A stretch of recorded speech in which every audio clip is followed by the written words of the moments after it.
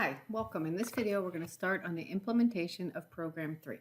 So there's two parts to Program 3. There's Program 3, the algorithm, which you should have already done before starting your implementation. And then there's Program 3, the implementation, in which you turn in your code. So let's review the instructions for the assignment. We are doing a coffee shop, and I'm also going to open up my algorithm that I've already done. So on my desktop here, I have my Program 3 algorithm. And this was already done, so if you have not done it yet, I encourage you to go back and do the algorithm first. The algorithm is just the steps that demonstrate the order in which things are done in your assignment. So it's very important to understand what you're going to be implementing before you start writing the code. So this was my algorithm, and now I'm going to take a look at the assignment.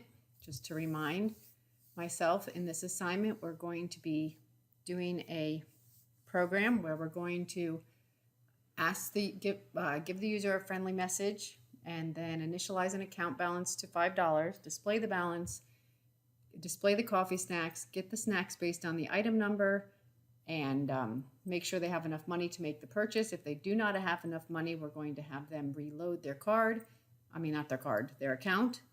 And if they do have enough money, then we're going to purchase the item. And they can continue to do this until they enter N to stop, or as long as they continue to enter Y to continue. So let's get started. So the purpose of this assignment is functions.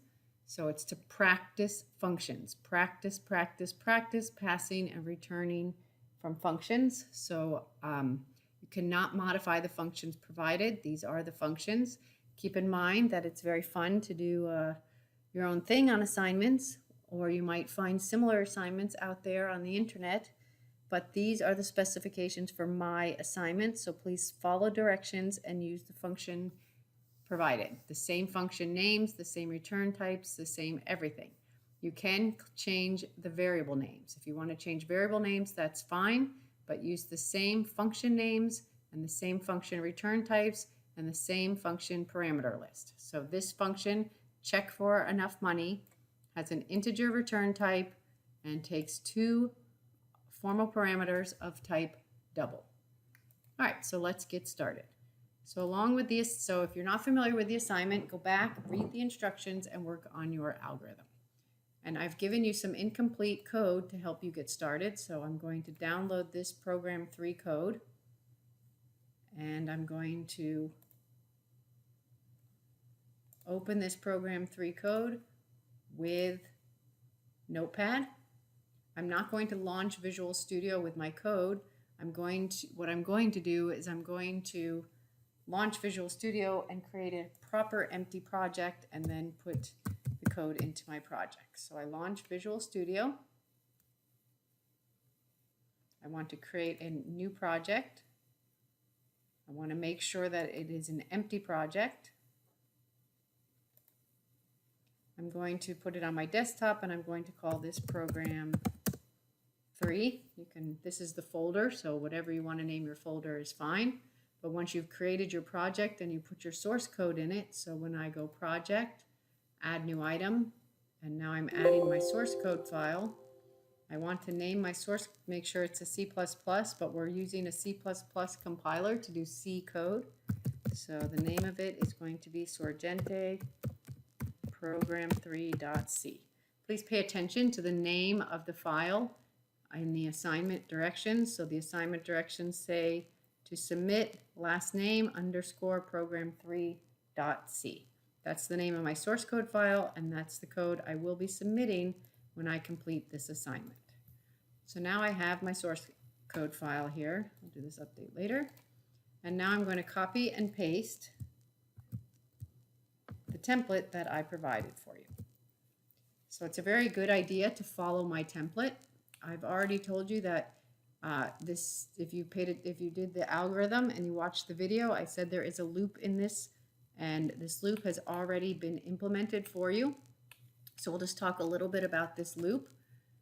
I have this variable called again, and I'm initializing it to Y, assuming that the user is this is the initialization. So when it tests, if the value of that variable is Y or Y, then it's going to go inside the loop body and do everything.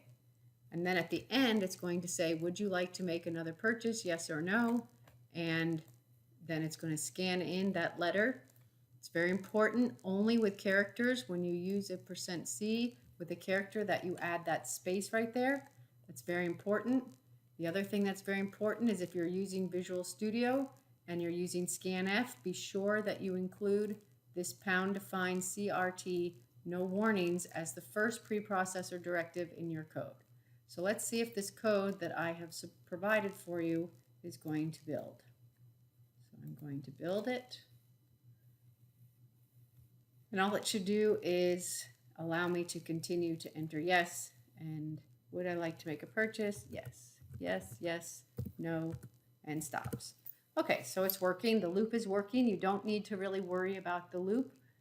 That's not part of the assignment. It's just that if we didn't have a loop, you would only be able to make one purchase, and it makes it much more interesting to be able to make more than one purchase. So let's take a look at the functions. The first thing is you have to make sure in my class that when you, on each program that you do, that you add your name, date, and a brief description at the top. There are two ways to do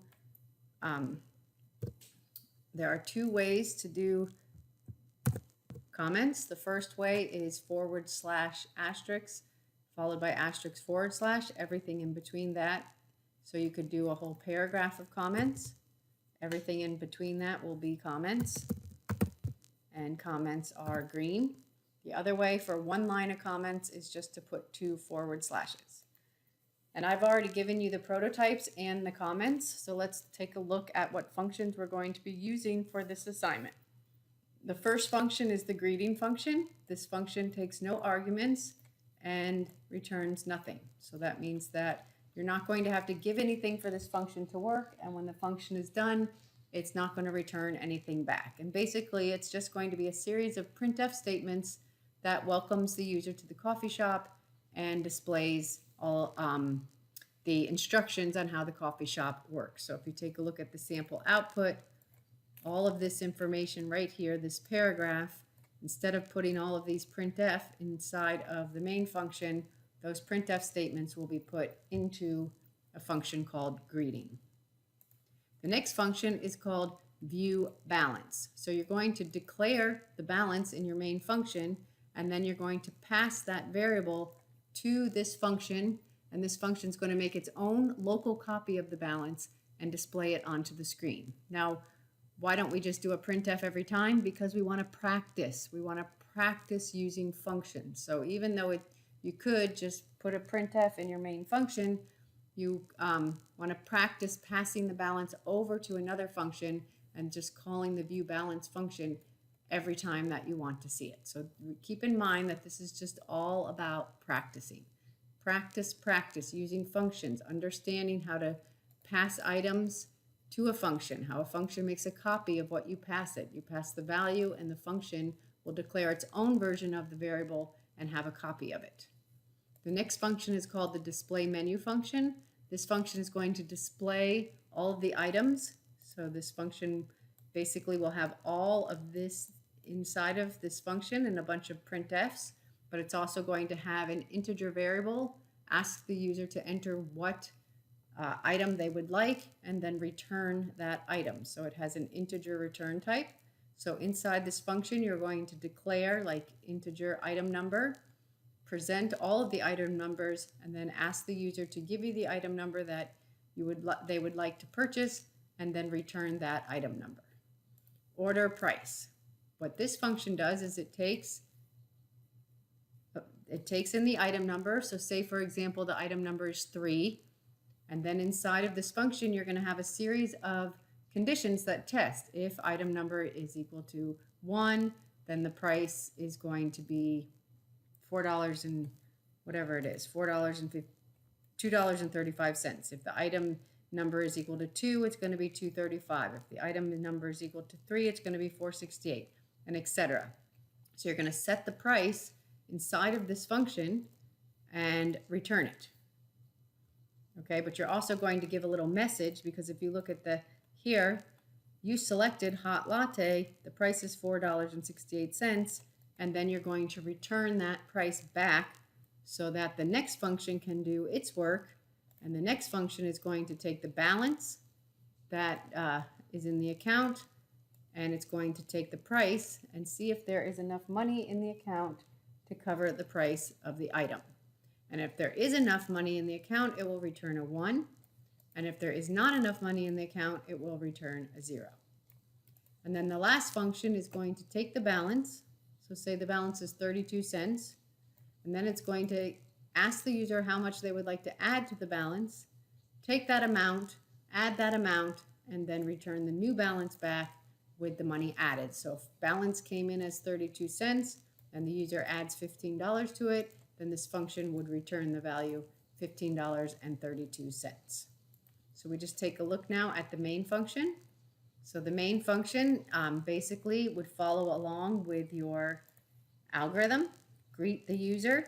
So here you're going to call your greet the user function, but instead of having a bunch of printfs here, you're going to just make a function call to the greet to the user function, and all of those printfs will be nice and packaged in that programmer defined function. Then you're going to call the view the balance function, and that view the balance function is going to display how much money is in the account. Then you do the display menu function and get the item.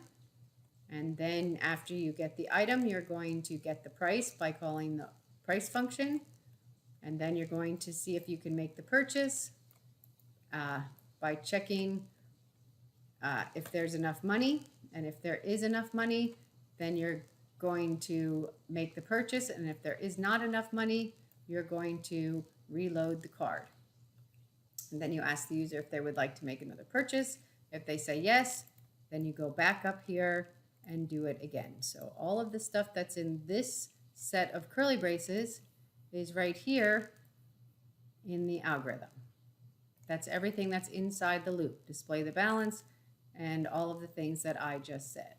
So all of that happens inside of your loop. However, instead of having a ton of statements in your main function inside of the loop, we're going to break out that work into programmer-defined functions.